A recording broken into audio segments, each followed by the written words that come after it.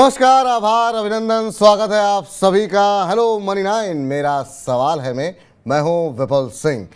बाजार की बात करें तो बाजार अभी भी जो मजबूत रेजिस्टेंस थी उसको तोड़ने के बाद अब थोड़ी सुस्ती देखने को मिल रही है। अंतर्राष्ट्रीय बाजारों की बात करें तो यूएस से हमने देखा कि जो संकेत थे वो बिल्कुल सीमित दायरे के रहे। एशियाई बाजारों में शुरुआत में थोड़ी बढ़त देखने को मिल रही थी और सिंगापुर निफ्टी से मामूली बढ़त के साथ संकेत मिलने के बाद भारतीय बाजार भी मजबूती के साथ खुले। लेकिन अमेरिका में जो आंकड़े आने वाले हैं उसको देखते हुए कहीं ना कहीं बाजार में एक कॉशियसनेस, एक चिंताजनक स्थिति देखने को मिली। एक दायरे में तो नहीं कहेंगे, दायरे से बड़ा आज कारोबार देखने को मिला। 100 अंकों का उतार चढ़ाव निफ्टी में अब तक देखने को मिल चुका है। जी हाँ, शुरुआती दौर में ऐसा लग रहा था कि बाजार मजबूती दिखाएगा, लेकिन उसके बाद हमने देखा कि काफ़ी तेज़ी के साथ बैंकों में दबाव देखने को मिला और उसका असर देखने को मिला कि निफ्टी ने आज 18,212 का इंट्राडे लो बनाया। 18,317 पे निफ्टी खुला, 10 अंक की ऊंचाई दिखाई 18,323 और उसके बाद से तेज गिरावट देखने को मिली। लेकिन उसके बाद हमने देखा 11 बजे के बाद से थोड़ी रिकवरी आनी शुरू हुई और अब हम देखें तो बाजार दोबारा कोशिश करता हुआ उन्हीं स्तरों पर जाने की कि जो दिन का उच्चतम स्तर था। आज हमने देखा इस भारी वोलेटिलिटी के चलते इंडिया विक्स में भी काफ़ी तेज़ बढ़ोतरी देखने को मिली। वहाँ पर करीब 13 का अंक देखने को मिला, 3% से ज़्यादा की बढ़ोतरी यहाँ पर देखने को मिली। तो भारी उतार चढ़ाव एक समय निफ्टी में देखने को मिला था, लेकिन अभी अगर हम देखें तो 27 अंकों की बढ़त इस समय निफ्टी में देखने को मिल रही है। 18,293 का स्तर बना हुआ है। और अब आपको रूबरू कराते हैं हमारे आज के खास मेहमान से। नितलेश पावस्कर जी हमारे साथ मौजूद हैं। तकनीकी रूप से बाजार को देखते हैं, चार्ट पे बाजार को देखते पढ़ते हैं। नितलेश जी, बहुत बहुत आभार, अभिनंदन, स्वागत है आपका आज के खास कार्यक्रम में। और सबसे पहले तो आपसे यही जानना चाहेंगे सर कि अब आपकी जो दिशा थी, जो आप बाजार को लेकर के सोच रहे थे, क्या उसमें कोई परिवर्तन आया है? क्योंकि अब आपके लिए आप कह रहे थे कि 18,250 के ऊपर अगर निफ्टी पहुंचता है तो हम फिर खरीदारी की सलाह देंगे। हमने देखा कि वो स्तर भी टूटते हुए दिखाई दिए। आज भी हमने देखा कि निफ्टी 18,300 के ऊपर खुलता हुआ दिखाई दिया, नीचे गया लेकिन अभी नीचे जाने को तैयार नहीं है। तो अभी यहाँ पर भी आप क्या अभी बाजार में मंदी खेलने की सलाह दे रहे हैं, या आपको भी लगता है कि 18,800, 18,500 ये स्तर आने वाले समय में देखने को मिलेंगे? जी देखो, मार्केट अभी काफी बुलिश है और मोमेंटम काफी अच्छा चल रहा है मार्केट में, लेकिन इसका मतलब ये नहीं है कि हम लोग किस भी लेवल के ऊपर लेंगे। अगर जो भी इन्वेस्टर जो है उनको थोड़ा बहुत प्रॉफिट हुआ होगा, लेकिन जो ट्रेडर है उनको मेरे हिसाब से ये वोलेटिलिटी में बार बार स्टॉप लॉसेस हिट हुए होंगे। कभी मार्केट 200 पॉइंट नीचे चला जाता है, कभी 200 पॉइंट ऊपर चला जाता है, तो वोलेटिलिटी काफी है इस मार्केट में। जैसे मेरा पर्सनल एक्सपीरियंस में शेयर करता हूँ, कैनरा बैंक को मैंने 2 बार शॉर्ट रिकमेंड किया और दोनों बार मेरा 2-2, 4-4 रुपए का जो स्टॉप लॉस था, एक बार 10 पैसे से, एक बार वो 50 पैसे से स्टॉप लॉस हिट हो गया और उसके बाद 30 या फिर 35 पॉइंट को उसमें एक डाउनसाइड मोमेंटम देखने को मिला। तो अभी का जो मार्केट है वो मेरे हिसाब से थोड़ा सा वेट करना चाहिए। फेड का जो आउटकम है उसको एक बार देखना चाहिए, फिर मार्केट कैसे रिएक्ट करता है, तो उसके बाद ही हम लोग क्या करेंगे, तेजी का प्लान करेंगे। समझो डेटा अगर नेगेटिव आता है और उसके बाद मार्केट डाउनसाइड मोमेंटम देके फिर 18,250 के ऊपर सस्टेन कर देता है तो हम लोग काफी बुलिश हो जाएंगे। फिर अब जो 18,500, 18,700 ये भी काफी कम लेवल्स होंगे, फिर मार्केट रुकेगा नहीं। लेकिन अगर समझो कल डेटा कुछ नेगेटिव आता है तो देखो, अभी का जो मार्केट है वो किसी भी नेगेटिव न्यूज को मार्केट क्या कर रहा है, इतना रिएक्शन नहीं दे रहा है। जो भी कुछ गिरावट आ रही है उसके साथ मार्केट में ऊपर की मोमेंटम देखने को मिल गई। तो हम लोग भी क्लोजली वॉच कर रहे हैं, वो डेटा कैसे आता है, इन्फ्लेशन का डेटा, कमेंट्री कैसे आती है, वो 2-3 चीजें और देखनी पड़ेगी। अगर रेट हाइक होता है तो फिर से बैंकिंग में प्रॉब्लम हमें देखने को मिल सकता है। तो एक बार के लिए हम लोग क्या करेंगे, वेट एंड वॉच करेंगे। देखो, जो 16,800 से एक मोमेंटम मिस हुआ है, तो बोलते हैं ना कि टॉप में अगर मैं यहाँ पे कुछ चीजें रिकमेंड करूंगा तो मेरे हिसाब से वो अच्छा नहीं होगा। 1-2 ही कॉल्स मैंने रिकमेंड किए थे, जैसे कि लुपिन का था और 1-2 कुछ काउंटर थे, उसको वो बजाज फिंसर का था। 2 ही काउंटर मैंने इस तेजी में एक बाइंग कॉल इनिशिएट किया था, बाकी कुछ भी मैंने रिकमेंड नहीं किया था। तो अभी के लिए मैं वेट करूंगा, 2 दिन में शांति से बैठा रहूंगा। कुछ ट्रेड प्लान नहीं कर रहे हम लोग, जो भी कुछ मिल रहा है छोटा छोटा प्रॉफिट बुक कर रहे हैं, क्योंकि परसों के दिन हम लोग अच्छा खासा प्रॉफिट में थे, 200 पॉइंट, फिर नेक्स्ट डे मार्केट 200 पॉइंट ऊपर चला गया। तो अभी के लिए वेट करते हैं। बैंक निफ्टी को थोड़ा सा ध्यान में रखे, 43,500 एक ब्रेक और ब्रेक लेवल है, इसके ऊपर निकलता है तो ही हम लोग क्या कर सकते हैं, थोड़ा सा 500 से 700 पॉइंट का तेजी कर सकते हैं। लेकिन जब तक 43,500 क्रॉस नहीं होता है तब तक मेरे हिसाब से कुछ तेजी नहीं करनी चाहिए, क्योंकि अभी 1:15 बजे से मेरे हिसाब से मार्केट का ट्रेंड चालू होगा। जैसे कि मैं एक 5 मिनट्स के चार्ट के ऊपर देख रहा हूँ, निफ्टी के चार्ट्स को, मार्केट कंटिन्यूअसली 18,300 का एक रेजिस्टेंस ले रहा है और अगर मार्केट इंट्राडे बेसिस के ऊपर 18,280 के नीचे ट्रेड कर देता है और अभी तो 1 बजा है, तो एक ट्रेंडिंग मोमेंटम हमें देखने को मिल सकता है। आज का डे लो भी हम लोग क्या कर सकते हैं, ब्रेक कर सकते हैं अगर 18,280 के नीचे मार्केट फिसलता है तो, क्योंकि एक 5 मिनट के चार्ट के ऊपर एक राइजिंग वेज फॉर्मेशन बन चुका है ऑलमोस्ट। जो पहले 5 मिनट का कैंडल था उसी कैंडल को अभी मार्केट क्या कर रहा है, रेजिस्टेंस दे रहा है। तो अभी मार्केट का जो ओवरऑल व्यू है, ना तेजी में हम लोग ज्यादा खेल रहे हैं ना मंदी में, थोड़ा थोड़ा करके पोजीशन हम लोग बना रहे हैं, क्योंकि घर का पैसा है, थोड़ा सा सोच समझ के लगाना पड़ेगा अभी के लिए। चले इस बीच जो है तमाम सारे दर्शक जो है वो हमसे ये शिकायत कर रहे हैं, मोहम्मद ज़फ़र हुसैन है, अंकित शर्मा है, कि आवाज़ जो है वो स्पष्ट रूप से नहीं आ रही है। तो सर आप लोगों की जो कंप्लेन है उसको हमने नोटिस में ले लिया है और हमारी तकनीकी टीम लगी हुई है और उम्मीद करते हैं जल्दी आपको स्पष्ट आवाज़ मिलेगी। तो आप जो है निश्चिंत रहिए, कार्यक्रम में बने रहिए और अपने सवाल जो है हमें भेजते रहिए, ताकि जब तक आप अपने सवाल भेजें तब तक ये जो थोड़ी बहुत आवाज़ की दिक्कतें आ रही हैं वो पूरी तरीके से जो है सही हो जाएं। तो अगर आपको हमसे जुड़ना है तो तरीका वही पुराना, बहुत आसान, हमसे आप जुड़ सकते हैं 9311211874। जी हाँ, ये हमारा व्हाट्सएप नंबर जिसके ज़रिए आप हमसे अपना सवाल पूछ सकते हैं। आपको करना सिर्फ इतना, एक छोटा सा व्हाट्सएप करना है जिसमें आपको अपने शेयर से जुड़ा हुआ जो भी सवाल हो, कितने शेयर ले रखे हैं, किस भाव पर ले रखे हैं, कितने समय के लिए उसे होल्ड कर सकते हैं, क्या लक्ष्य सोच करके आपने इन शेयरों में निवेश किया था, ये तमाम डिटेल्स के साथ अपना प्रश्न भेजें। हाँ, अपना नाम और शहर का नाम ये हमें अपना अवश्य भेजें, ताकि हम आपके नाम के साथ, आपके नाम के जिक्र के साथ जो है आपके प्रश्नों को अपने एक्सपर्ट के साथ उठा सकें और उनसे विस्तृत पूर्वक चर्चा कर सकें। तो अब उम्मीद करते हैं कि शायद आवाज़ जो है वो बेहतर हुई होगी। और जो है नितेश जी, एक बार जरा मैं चाहूँगा कि जो अभी आप कह रहे थे वो थोड़ा सा दोबारा दोहरा दीजिए, एक लाइन खाली, कि किन लेवल्स के ऊपर आप खरीदारी की सलाह देंगे, कौन सा लेवल आपके लिए मेक और ब्रेक आपके लिए, आपके हिसाब से होगा? देखो, मेरे हिसाब से मेक और ब्रेक लेवल एक ही होगा कि अगर डेटा निगेटिव आता है, निगेटिव आने के बाद अगर मार्केट गिरता है और उसके बाद अगर मार्केट 18,250 को रिगेन कर देता है, तो मेरे हिसाब से एक मोमेंटम बन चुका है, 18,000 का बेस बन चुका है। तो 18,000 के स्टॉप लॉस के साथ हम लोग बाइंग करके जा सकते हैं। कंडीशन ये होगी कि कल का डेटा निगेटिव आना चाहिए और नीचे आके फिर से उसको क्रॉस करता है, तो ही हम लोग बाइंग में रहेंगे। अदरवाइज मेरा बाइंग में अभी के लेवल के ऊपर कुछ इंटरेस्ट नहीं है, मैं वेट करूंगा। चलिए, आप वेट करेंगे। इनका कहना ये है कि अगर एक बार जो है डेटा निगेटिव आता है और उसके बाद बाजार नीचे जाता है तब ये खरीदारी करेंगे, और अगर डेटा जो है पॉजिटिव आता है तो क्या करेंगे सर? फिर अभी तब तक वेट ही करेंगे? देखो, डेटा अगर पॉजिटिव आएगा ना, तो हर कोई बंदा पॉजिटिव हो जाएगा और बड़े प्लेयर्स यहाँ पे प्रॉफिट बुकिंग करेंगे। तो ठीक। वहां पे ऊपर में जाके प्रॉफिट बुकिंग आएगी और हम लोग फ्रेश शॉर्ट करेंगे। फिर अगर कुछ कल पॉजिटिव बड़ा आता है, ओके, जी और उम्मीद से ज्यादा मार्केट अगर पॉजिटिव ओपन होता है, तो फिर खुल के बेचना है, फिर रुकना नहीं है किसी के लिए, क्योंकि सब कुछ तेजी हो जाएगी फिर, तो वहां पे बाइंग नहीं करना है। तो दो कंडीशन जैसी होगी, क्योंकि हर कोई बंदा अगर 18,500 के ऊपर ब्रेकआउट के ऊपर लेना ट्रेड करना चालू कर देगा टेक्निकल्स देख के, तो वहां पे कोई पैसा नहीं बना पाएगा। थोड़ा सा कॉन्ट्रा व्यू लेके ही मार्केट पे पैसा बनेगा। तो थोड़ा सा कॉन्ट्रीव्यू लेना ही बेहतर रहेगा, ऐसा मानना है नीतीश जी का। तो नीतीश जी अभी भी बहुत ज़्यादा बुलिश नहीं है, उनका मानना ये है कि बाज़ार एक मौका देगा आपको और बाज़ार नीचे आएगा तभी खरीदें, ऊपर जाने पर जो है अगर तेज़ी आती है तो फिर वहाँ पर बिकवाली का ही नज़रिया यहाँ पर नीतीश जी देख रहे हैं। इस बीच तमाम सारे दर्शक जो है हमसे जो है सवाल पूछ रहे हैं, लेकिन इस बीच ऋषि श्रीवास्तव जी भी कह रहे हैं कि सर अभी भी आपकी आवाज़ स्पष्ट रूप से समझ में नहीं आ रही है। तो सर हमारी टीम लगी हुई है, ऋषि जी थोड़ा सा वेट कर लीजिए, मुझे लगता है कि 1-2 मिनट के अंदर ही आपकी समस्या का समाधान जो है वो हो जाएगा। तो आप बने रहिए कार्यक्रम के साथ, थोड़ी देर का समय दीजिए। इस बीच कुछ एक प्रश्न आने शुरू हो गए हैं, 1-2 प्रश्न का उत्तर ले लेते हैं।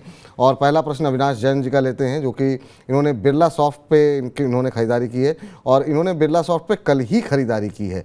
और इनका कहना ये है कि इन्होंने बिरला सॉफ्ट के शेयर 313 रुपये के भाव पे जो है खरीदे हुए हैं, कल इन्होंने खरीदे हैं। अब ये जानना चाह रहे हैं कि इन्हें क्या कुछ करना चाहिए बिरला सॉफ्ट के अंदर। तो अभी अगर हम देखें 313 पे इन्होंने लिया हुआ है और अभी जो इसका भाव देखने को मिल रहा है वो 313 है। आज हम देख रहे हैं करीब आधे % के आसपास की गिरावट यहाँ पर देखने को मिल रही है। ऊपरी स्तरों से तो काफ़ी नीचे आया है शेयर, हालांकि निचले लेवल से भी हम देख रहे हैं धीरे धीरे जो है रिकवरी आ रही है, लेकिन 313 का इनकी खरीदारी, इन्होंने नज़रिया शायद अपना नहीं लिखा है कि कितने समय तक होल्ड कर सकते हैं।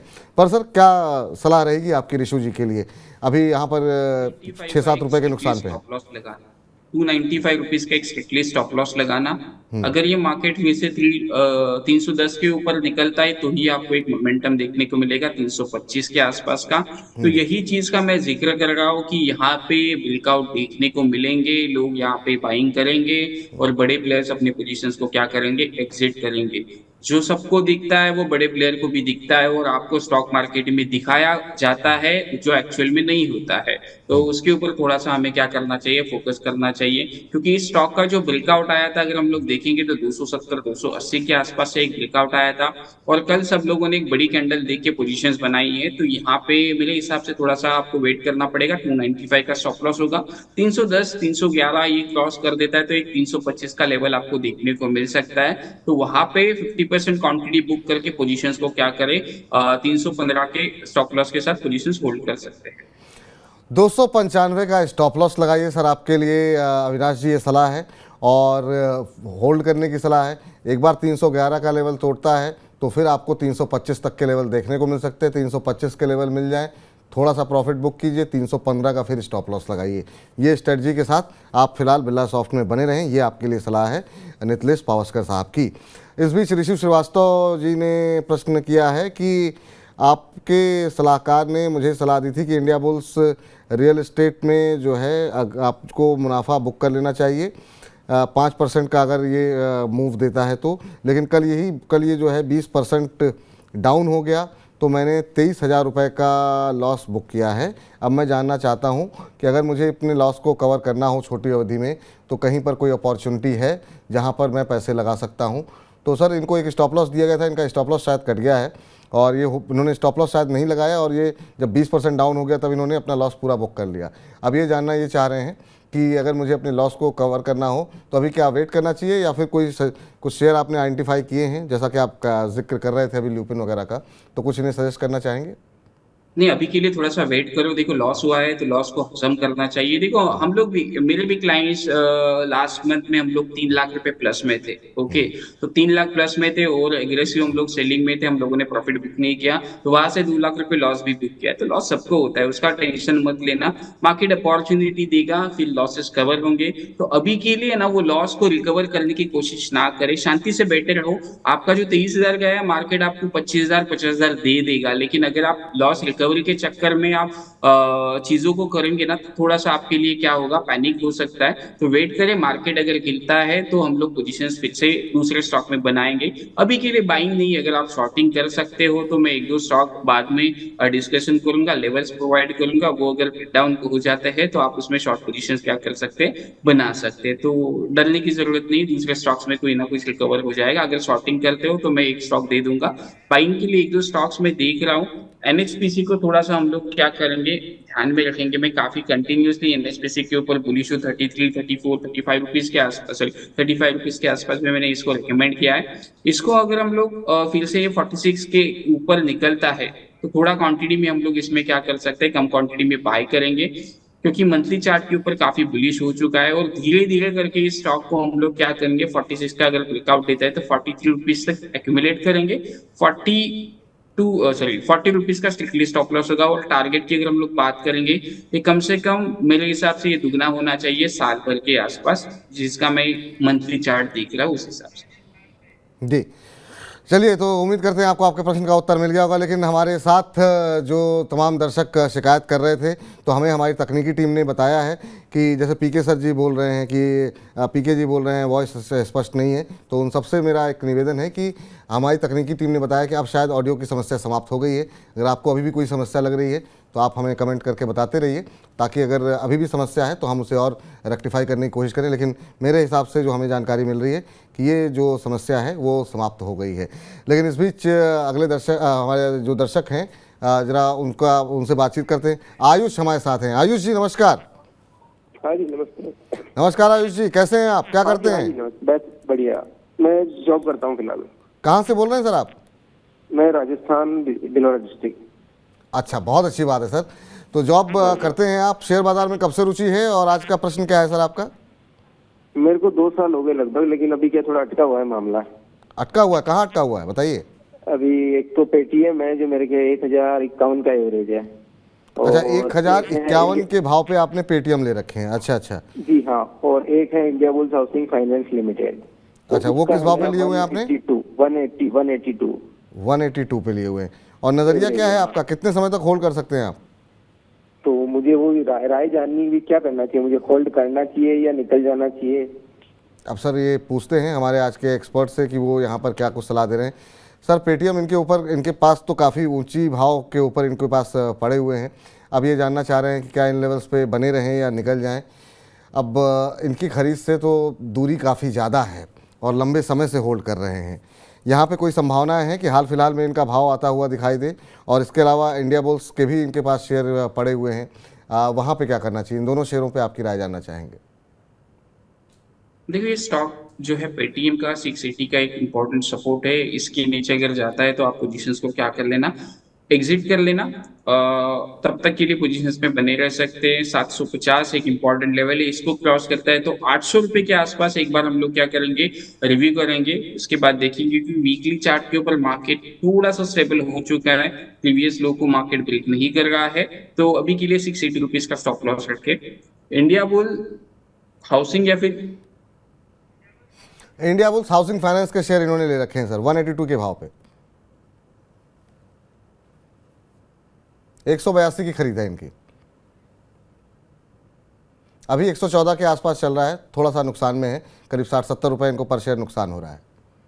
देखो अभी के लिए आप पोजीशंस को क्या कर लेना, 105 रुपए के स्टॉप लॉस के साथ होल्ड कर लेना। लेकिन जो भी कुछ उछाल मिलेगा आपको, इससे पोजीशंस को क्या कर लेना, एग्जिट कर लेना। क्योंकि ये जो काउंटर है वो काफी फैंसी हो चुका था बीच में, और लोग भर भर के पोजीशंस इसमें बनाए थे। और मेरे हिसाब से जब भी कोई स्टॉक फैंसी हो जाता है तो उससे आपको क्या करना पड़ेगा, दूरी बनानी पड़ेगी। तो 105 रुपए का स्टॉप लॉस लगा लेना। अगर उछाल मिलता है तो बिना सोचे समझे पोजीशंस को क्या कर लेना, एग्जिट कर लेना। और कोई भी स्टॉक को बिना स्टॉप लॉस के साथ मत लेना। कोई भी बड़ा एनालिस्ट आके कोई भी बोलेगा, लेकिन पैसा आपका होता है, आपको सोच समझ के लगाना पड़ेगा कि आप कितना पेन ले सकते हो। क्योंकि प्रॉफिट में हम लोग 20 रुपए लेके निकल जाते हैं, और जब हम लोग स्टॉप लॉस नहीं लगाते तो स्टॉक में काफी बड़ा फॉल या फिर जो भी कुछ है वो बड़ा नुकसान होता है। तो हमेशा एक चीज का ध्यान रखना, पैसा आपका है, आपको सोच समझ के लगाना पड़ेगा। तो 105 रुपए का स्टॉप लॉस मेंटेन करें। एनएचपीसी में अगर मोमेंटम मिलता है तो वहां पे थोड़ा सा क्वांटिटी क्या कर सकते हो, ले सकते हो। एज ए डिस्क्लोजर, मैंने सिर्फ क्लाइंट्स को रिकमेंड किया हुआ है, ना मेरे पास पर्सनल पोजीशन है, ना मेरे फैमिली के अकाउंट में पोजीशन है। ठीक, तो ये डिस्क्लोजर भी आपको मिल गया है, तो उम्मीद करते हैं कि आप अपने उत्तर से संतुष्ट होंगे। अब एक प्रश्न यूट्यूब पे भेजा है ऑलराउंडर जी ने, तो ये सर आप इतनी मेहनत से अपना प्रश्न भेजते हैं, अपना अगर असली नाम भी बता देंगे तो आपके नाम का जिक्र भी इस प्रश्न में हो जाता है। चलिए खैर, डीसीएम श्रीराम में ये जानना चाह रहे हैं कि फ्रेश एंट्री कब करें। तो अभी हम देख रहे हैं कि 824 का भाव सर यहाँ पर देखने को मिल रहा है। अब ये जानना चाह रहे हैं कि क्या यहाँ पर फ्रेश एंट्री की जा सकती है। अक्टूबर नवंबर के बाद से हम देख रहे हैं कि ये गिरावट ही इसमें देखने को मिल रही है, और 1000 लेवल के ऊपर के आसपास से करेक्ट होने के बाद अभी जो है ये हम देख रहे हैं 900 के आसपास एक रुकावट बनी हुई है। आप कैसे देख रहे हैं सर, आप डीसीएम श्रीराम में अगर फ्रेश एंट्री करनी हो तो किन लेवल्स पर की जा सकती है? देखो मैं यहाँ पे 800 को ब्रेक डाउन होने के बाद अगर फिर से 820 रुपए के ऊपर निकलता है तो मैं यहाँ पे क्या करूंगा, पोजीशंस बनाऊंगा। अदरवाइज मैं यहाँ पे पोजीशंस नहीं बनाऊंगा, क्योंकि मैं ज्यादा यूज करता हूँ वो ट्रैपिंग का यूज करता हूँ। जब सब लोग का टेक्निकल्स में बाइंग सिग्नल आता है तो मैं वहाँ पे कॉन्ट्रा ट्रेड लेना पसंद करता हूँ, और जब सबके यहाँ पे सेलिंग सिग्नल जनरेट होता है तो वहाँ पे मैं बाइंग सिग्नल लेना पसंद करता हूँ। तो उसी हिसाब के बेसिस के ऊपर मैं यहाँ पे क्या करूंगा, एक बार जो सब लोगों ने 800 रुपए के आसपास का स्टॉप लॉस लगाया उनको हिट होने के बाद अगर ये 820 रुपए के ऊपर निकलता है तो हम लोग क्या करेंगे, 780 के स्टॉप लॉस के साथ पोजीशंस में बाइंग बनाएंगे। और ऊपर में हम लोग एक अच्छा टारगेट के लिए क्या कर सकते हैं, प्लान कर सकते हैं। वो टारगेट पहला बन के आएगा 880 से लेके 900 रुपए का। अगर ये 900 को क्रॉस कर देता है तो 950 ये लेवल हम लोग क्या कर सकते हैं, ध्यान में रख सकते हैं। और जो भारती एयरटेल के ऊपर थोड़ा सा आप क्या कर लेना, फोकस कर लेना। 800 रुपए के ऊपर मुझे लग रहा है ये काउंटर तेज हो जाएगा, क्योंकि सब लोग चले हुए, ये काउंटर अभी तक चला नहीं है। तो बोलते ही ना कि सबको चलाना पड़ता है कभी कभार। तो अगर ये निकलता है 800 रुपए के ऊपर तो 20 रुपए का स्ट्रिक्टली स्टॉप लॉस लगाना है, और यहाँ पे आपको पोजीशंस क्या करके जाना है, बाइंग करके जाना है। जब 800 रुपए ये क्रॉस करेगा तभी इसमें क्या करना है, पोजीशंस बाइंग करनी। ठीक, इस बीच जो है, जो हमने पूछा था ऑडियो को लेकर के, तो आशुदीप जी कह रहे हैं सर अब ऑडियो क्लियर है। अविनाश जैन जी कह रहे हैं कि ऑडियो क्लियर नहीं है। ऋषि श्रीवास्तव जी कह रहे हैं कि ऑडियो क्लियर है।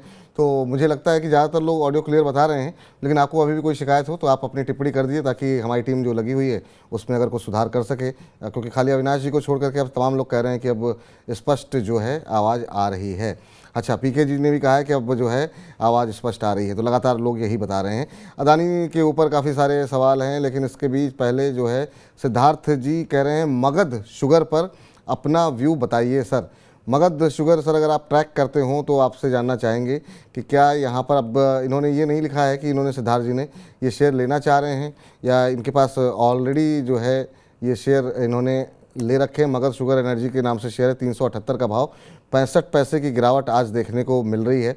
और इन्होंने ख़रीदा है या ख़रीदना चाह रहे हैं नहीं पता, लेकिन लोअर लेवल से अच्छी खासी रिकवरी यहाँ पर देखने को मिल रही। 300 रुपये से चलते हुए अब हम देख रहे हैं कि ये 400 के नज़दीक पहुँचता हुआ दिखाई दे रहा है। आपकी राय सर?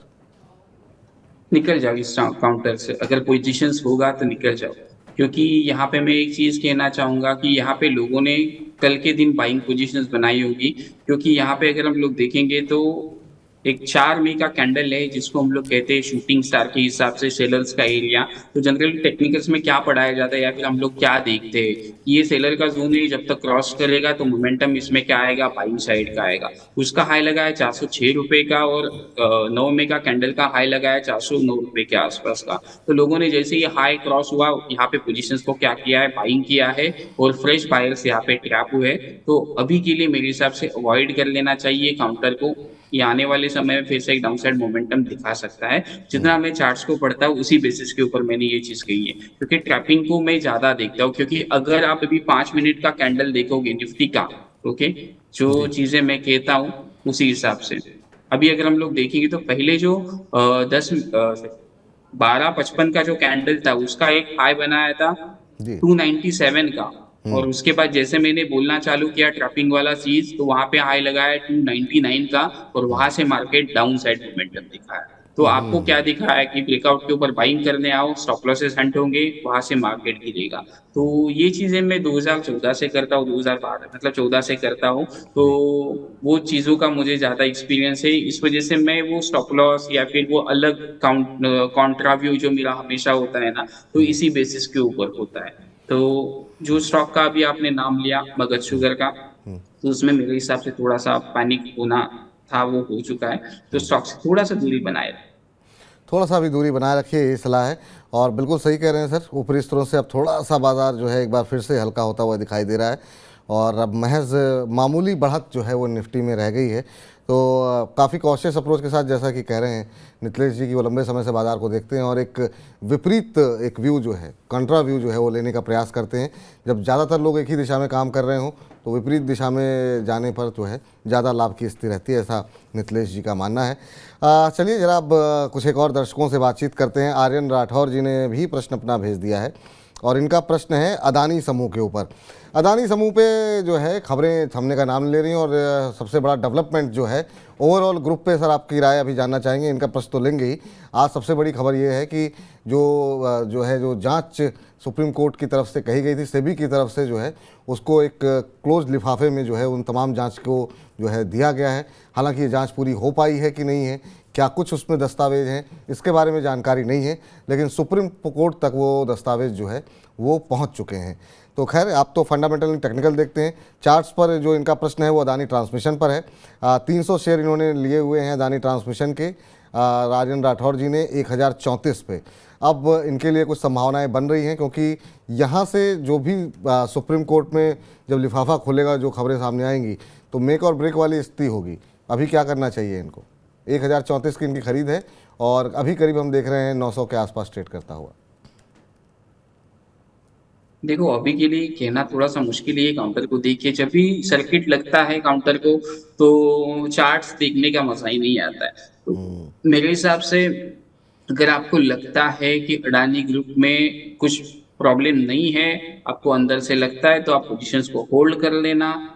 अगर लगता है कि अंदर से आवाज आ रही होगी कि यार कुछ हो सकता है, गलत हुआ होगा, तो आप पोजीशन से क्या कर लेना, एग्जिट कर लेना। क्योंकि इवेंट के समय पे टेक्निकल्स कुछ भी काम नहीं आता है, या फिर कुछ न्यूज आती है तो टेक्निकल्स पूरा का पूरा धाराशायी हो जाता है, क्योंकि कमेंट की क्या आएगी, बिल्कुल। कोर्ट में क्या चीजें होंगी तो वो कहना मुश्किल होगा। अगर आपको फिर भी लगता है तो 50% एग्जिट कर लेना, 50% होल्ड कर लेना। इससे क्या हो जाएगा, अगर स्टॉक बढ़ा भी तो मतलब ये नहीं होना चाहिए, पछतावा नहीं होना चाहिए कि यार थोड़ा बहुत होता तो एटलीस्ट मेरा कॉस्ट रिकवर हो जाता। तो या फिर नीचे आ गया है तो एक बोलते हैं ना कि यार सेटिस्फेक्शन, यार कम से कम मैंने क्वांटिटी तो कम कर दी। ठीक है, उस हिसाब से हम लोग क्या कर सकते हैं, प्लान कर सकते हैं। अदरवाइज चार्ट्स के ऊपर कहने को तो कुछ नहीं है, क्योंकि स्ट्रक्चर पहले ही डैमेज हो चुका है बिल्कुल। इस वजह से। तो भैया आपके लिए फ़िलहाल सलाह यही है सर कि अंतरात्मा की आवाज़ को सुनिए आप, क्योंकि चार्ट्स पर तो फिलहाल स्थिति कुछ स्पष्ट दिखाई नहीं दे रही है और फंडामेंटल भी यहाँ पर कुछ स्पष्ट दिखाई नहीं दे रहे हैं। खबरों से जुड़ी हुई कंपनियाँ हैं, जिस तरह की खबरें आती हैं, अगर थोड़ी भी सकारात्मक खबरें आती हैं तो हम देखते हैं अपर सर्किट लगता है, निगेटिव खबरें आती हैं लोअर सर्किट लगता है। तो तमाम उतार चढ़ाव वाली कंपनी है। अब से जो है कोर्ट के अंदर दस्तावेज हैं, उसके बाद क्या कुछ निकल के आता है उसके ऊपर निर्भर करेगा। तो अंतरात्मा की आवाज़ को आप सुनिए। लेकिन हाँ, जैसा कह रहे हैं निखिलेश जी कि चाहे तो अपनी पोजीशन थोड़ी हल्की कर लीजिए, तो उसमें अगर तेज़ी होती है तो अफसोस ये नहीं होगा कि मेरे पास शेयर नहीं है, और अगर गिरावट आपके पास आती है तो एटलीस्ट ये आपको संतोष रहेगा कि चलिए नुकसान थोड़ा कम हुआ। तो ये स्ट्रेटजी आप अपना सकते हैं अगर आप चाहें तो। चलिए, बहुत सारे दर्शक और भी तमाम सवाल पूछ रहे हैं, लेकिन सर एक जो है इंडसइंड बैंक पे ज़रा ग्राफिक्स हम चाहेंगे कि हमारे दर्शकों को दिखाए जाएं। पिछले 3 दिनों में यहाँ पर हमने देखा काफ़ी अच्छी तेज़ी देखने को मिल रही है। अभी 1167-68 के आसपास ये शेयर चल रहा है। 2.25% की तेज़ी आज भी देखने को मिल रही है। और ये हमने देखा था कि मई महीने में एक बार 1076 के आसपास का था, और वहाँ से हम देखें कि पिछले 5-7 दिनों के अंदर काफ़ी तेज़ी के साथ रिकवर हुआ है। अब ये रिकवरी कितनी टिकाऊ है, क्योंकि अब 1167 के आसपास का लेवल देखने को मिल रहा है, 1170 का इंट्राडे हाई है। अभी और ज़्यादा यहाँ पर अपसाइड बाकी दिखाई दे रहा है आपको, अपॉर्चुनिटी बाकी है, और जिन्होंने ले रखे हैं उनको प्रॉफिट कहाँ बुक करना चाहिए? देखो, मेरे हिसाब से यहाँ पे इस काउंटर में प्रॉफिट बुक करना चाहिए। फ्रेश हम लोग 1200 रुपए के ऊपर देखेंगे इस काउंटर को, क्योंकि इस काउंटर को मुझे जितना याद है कोविड के समय मैंने 270 के आसपास रिकमेंड किया था 800 रुपए के टारगेट के लिए। तब सब लोग बेचना बेचना कर रहे थे, तब मैंने बाइंग करवा के हिम्मत करके दिया था। तो ये काउंटर परसों के दिन मैं इसको क्लोजली ट्रैक कर रहा था। मैं मेरे क्लाइंट्स के साथ डिस्कशन कर रहा था इसको बेचना चाहिए। बेचा तो नहीं, लेकिन दूसरे दिन 5% डाउन। अफसोस हुआ कि यार बेचता तो अच्छा होता। नेक्स्ट दिन देखा तो 5% अपर साइड में। तो ये जो मैं कह रहा हूँ ना, स्टॉप लॉसेस हंट हो गए। रिटेल इसमें कुछ कमा नहीं रहा है, बड़े प्लेयर्स ही इसमें कमा रहे हैं। तो ये काउंटर में जिनका भी लॉन्ग पोजीशन है वो एक बार के लिए क्या कर देना, एग्जिट कर लेना। अगर मार्केट स्टेबल होता है और उसके बाद अगर ये 1200 रुपए के ऊपर निकलता है तो 1160 रुपए का स्टॉप लॉस होगा, और ऊपर में फिर बड़ी चाल हमें इसमें देखने को मिल सकती है। तो अभी के लिए इस काउंटर से थोड़ा सा दूरी बनाए। अभी के लिए सर दूरी बना करके चलिए, ये आपके लिए ज़्यादा ठीक रहेगा। लेकिन इस बीच बीरेन्द्र शाह जी ने भी एक प्रश्न पूछा है, और बीरेन्द्र शाह जी कह रहे हैं कि निखिलेश जी ये बताइए कि 6 महीने के नज़रिए के लिहाज से क्राफ्टमैन ऑटोमेशन लिमिटेड लिया जा सकता है, अपनी राय दें। अभी अगर हम देखें तो आज 2.25% के आसपास की तेज़ी इस शेयर में है। 3387 का स्तर देखने को मिल रहा है। 6 महीने का नज़रिया ये जानना चाह रहे हैं। हालांकि इन्होंने एग्जैक्टली मेंशन नहीं किया है कि मतलब वाकई में ये खरीद चुके हैं या खरीदना चाह रहे हैं, लेकिन इनकी बातों से ऐसा लग रहा है कि ये खरीदना चाह रहे हैं। लेकिन यहाँ पर हम देख रहे हैं सर 3400-3500 के आसपास एक रुकावट है। तो क्या 200-300 रुपये की जो ऊपरी अभी गुंजाइश बाकी है, 3300-3400 रुपये के लिए खरीदारी की जा सकती है, आपको लगता है कि रेजिस्टेंस के पास है, अवॉइड करना चाहिए? देखो, रेजिस्टेंस पास है और थोड़ा सा अवॉइड कर लेना चाहिए, क्योंकि ये जो रेड कैंडल बनी है बड़ी वाली, जी। तो वहां पे एक चीज का ध्यान रखें कि बुल्स कितने स्ट्रांग है और बियर्स कितने स्ट्रांग है। अगर कोई भी कैंडल बड़ा बनता है, वो ग्रीन हो या फिर रेड हो, उसको रिकवरी करने के लिए जो अगेंस्ट वाला कैंडल है कितने दिन में बनाता है। और मेरा एक नजरिया होता है कि अगर बियर्स का अटैक है और बुल्स को वो कंप्लीट करने के लिए 3 से 4 दिन लग रहे हैं, तो बुल्स वहां पे क्या है, स्लो है। तो इनको अगर बाइंग करना है तो एक चीज का ध्यान रखे, ऊपर में 3420 से लेके नीचे में 3350, इस रेंज में टाइम बिता के अगर ये ब्रेकआउट दे देता है तो आप 50 पॉइंट के स्टॉप लॉस के साथ इसमें पोजीशंस क्या कर सकते हैं, बना सकते हैं।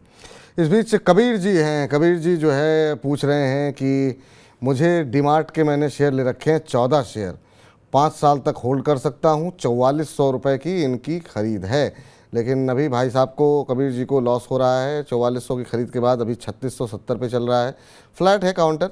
और अभी ये जानना चाह रहे हैं कि क्या करना चाहिए। और इन्होंने जो ख़रीदा भी थोड़ा सा ऊपर है सर, 4500 से शेयर गिरना शुरू किया और इन्होंने उसी के आसपास 4400 की इनकी खरीद है, तो काफ़ी करेक्ट हो चुका है, ऑलरेडी 14 शेयर इनके पास हैं।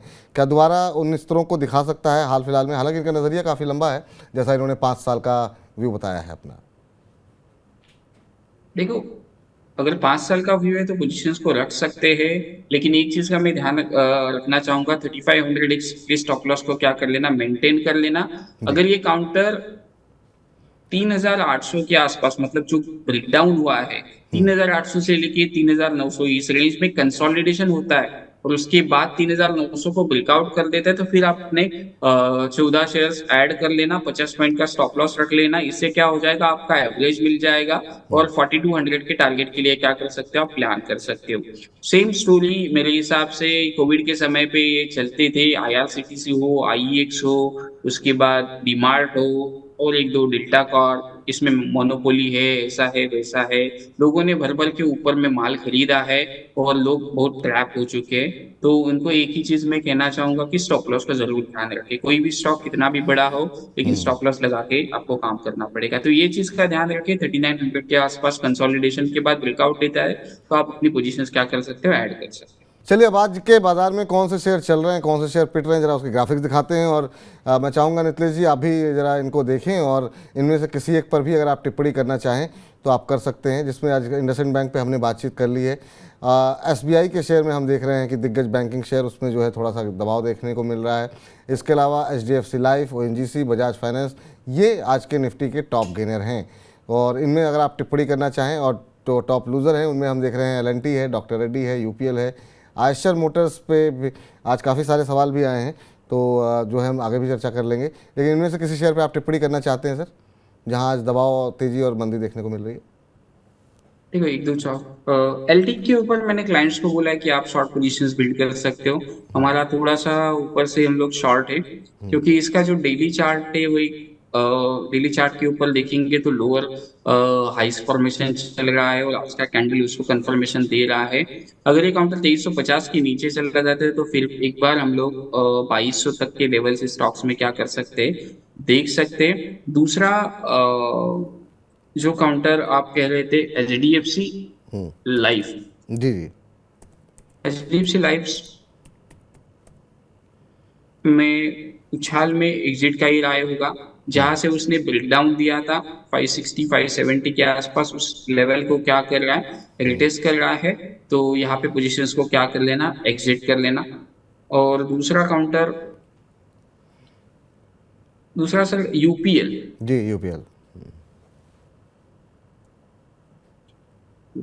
कैसे मिस हो गया मेरे से, चलिए कोई ये बात ऐसे नहीं। गिरावट होती है ना, तो इस वजह से। तो इस काउंटर में ध्यान रखे, जी 660 का एक इंपॉर्टेंट लेवल है। यहाँ पे कुछ अगर पॉजिटिव साइन मिलती है, ओके, तो 5 या फिर 10 रुपए के स्टॉप लॉस के साथ आप इसमें पोजीशंस बना सकते हो। लेकिन कैसे पोजीशंस बनाना है, एक बार 650 को ब्रेक करने के बाद 640 का लो लगेगा और उसके बाद 650 के ऊपर आएगा, 10 रुपए का स्टॉप लॉस के साथ आप पोजीशंस बना सकते हो।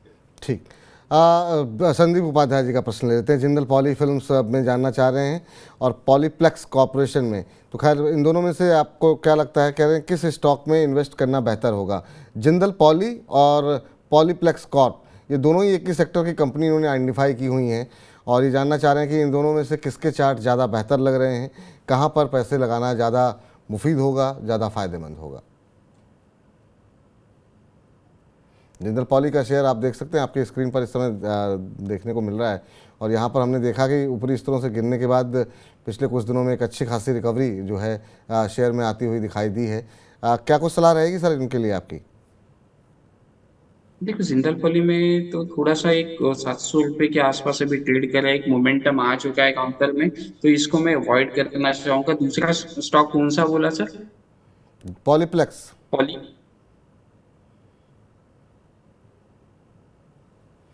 और इस बीच ये स्टॉक जी जी बताइए। थोड़ा सा देख सकते हो आप, एक बार के लिए काउंटर को 1350 ये लेवल के आसपास आके फिर ये 1380 को क्रॉस करेगा तो ही पोजीशंस इसमें बनाना, अभी के लिए पोजीशंस ना बनाए। 1350 आने के बाद 1380 को ब्रेकआउट कर देगा तो 30 रुपए के स्टॉप लॉस के साथ आप इसमें पोजीशंस क्या कर सकते हो, बना सकते हो। तो उम्मीद है सर कि आपको आपके प्रश्न का उत्तर मिल गया होगा और अब कार्यक्रम समेटने का भी वक्त हो रहा है, लेकिन संदीप उपाध्याय जी कह रहे हैं कि heads off to you on your judgement Pawaskar साहब। पावस्कर साहब आपको शुक्रिया कर रहे हैं। संदीप उपाध्याय जी आपके विश्लेषण का वो प्रशंसक हैं और आपके फ़ैन हैं, और साथ ही साथ मनी9 का भी धन्यवाद कर रहे हैं कि इस तरह के मनी9 कार्यक्रम लेके आ रहा है। तो बहुत बहुत शुक्रिया आपका कार्यक्रम देखने के लिए, इस तरह के कार्यक्रम के लिए हौसला अफजाई करने के लिए आपका भी बहुत बहुत धन्यवाद। ऐसे ही कार्यक्रम में बने रहिए, अच्छी अच्छी टिप्पणियाँ करिए ताकि जो है हम लोगों को भी ऊर्जा मिलती रहे अच्छे कार्यक्रम करने की। लेकिन नितेश जी, कोई डिस्क्लोजर आपकी तरफ से? नहीं, जो भी स्टॉक्स मैंने डिस्कस किए मेरे क्लाइंट्स की पोजीशंस हो सकती है, मेरा कोई पर्सनल होल्डिंग नहीं है, ना ही मेरे फैमिली का कोई। पावस्कर साहब बहुत बहुत शुक्रिया, बहुत बहुत धन्यवाद आपका आज के इस महत्वपूर्ण दिन चर्चा करने के लिए, बाजार पे अपनी राय देने के लिए बहुत बहुत शुक्रिया आपका सर।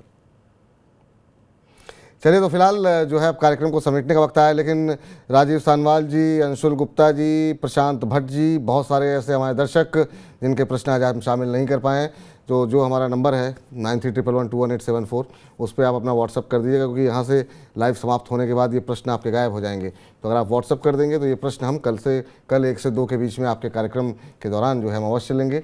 और मानस जायसवाल जी हमारे साथ कल मौजूद होंगे आपके प्रश्नों के उत्तर देने के लिए। तो अपने प्रश्न भेजते रहिए ताकि 1 से 2 के दौरान आपके प्रश्नों के उत्तर हम अपने एक्सपर्ट से ले लें। लेकिन मनी9 का ये खास शो हेलो मनी9 अब दिन में 2 बार आता है। शाम को 4 बजे प्रियंका संभव जी आपसे बात करेंगी पर्सनल फाइनेंस को लेकर के, और आज का दिन बुधवार है तो हम बात करेंगे म्यूचुअल फंड को लेकर के।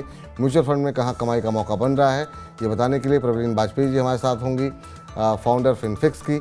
9311211874 पे आप वहाँ पर भी अपने म्यूचुअल फंड से जुड़े हुए सवाल भेज दीजिए और शाम को 4 बजे जुड़ जाइए हमारे साथ और बनाइए म्यूचुअल फंड से बना अपना पोर्टफोलियो। तो हेलो मनी9 मेरा सवाल है को यहीं समेटते हैं, लेकिन आपसे लगातार हमारे जो कार्यक्रम है उसके माध्यम से मुलाकात होती रहेगी और आप लगातार मनी9 के साथ बने रहिए, प्रश्न भेजते रहिए। कल 1 से 2 के बीच में जिनके सवाल नहीं ले पाए हैं अवश्य शामिल करेंगे। फिलहाल के लिए नमस्कार।